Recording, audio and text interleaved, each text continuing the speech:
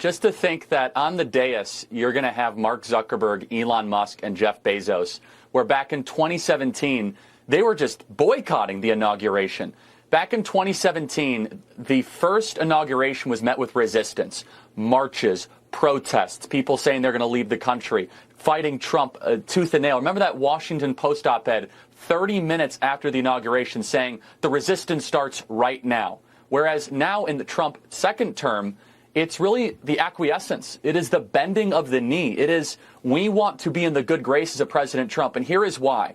In 2020, the radical left attempted a cultural revolution. We saw it in our institutions, in our military, and our college campuses. We tried to change all of our norms and our customs, from how we address one another, from our progress with it comes to racial issues in this country. It was all trying to be uprooted. President Trump stood against that while he was in exile and won a historic election. And now we are seeing a lot of these corporate titans, whether it's authentic or inauthentic, time will tell, really have a collective cultural sigh of relief.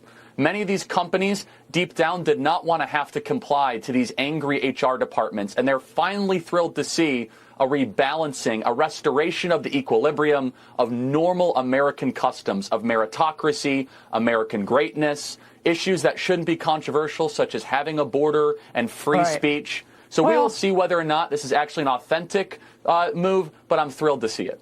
Yeah, and I think some of them are just scared. I think some of them just don't want, antitrust investigations, or they're worried. A lot of them are just, they're not very courageous, but they're smart, but they're maybe not that courageous. So they're scared. But I think, Charlie, we should celebrate, some progress and just keep an open mind and trust but verify, perhaps. But Fox News just released new polling that shows, Charlie, Trump's favorability rating at an all-time high.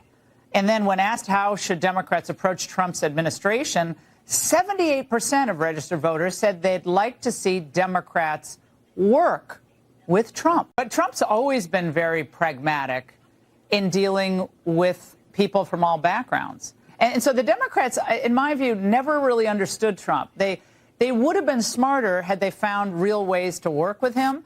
But instead, they treated him as public enemy number one right off the bat with that whole Mike Flynn nonsense they did. So and they lost a big opportunity for themselves and for the country. And I think that was a real shame. And I don't see any sign today at the confirmation hearing, Charlie, of Pam Bondi or, frankly, even Marco Rubio, that they've learned a thing. Not one thing.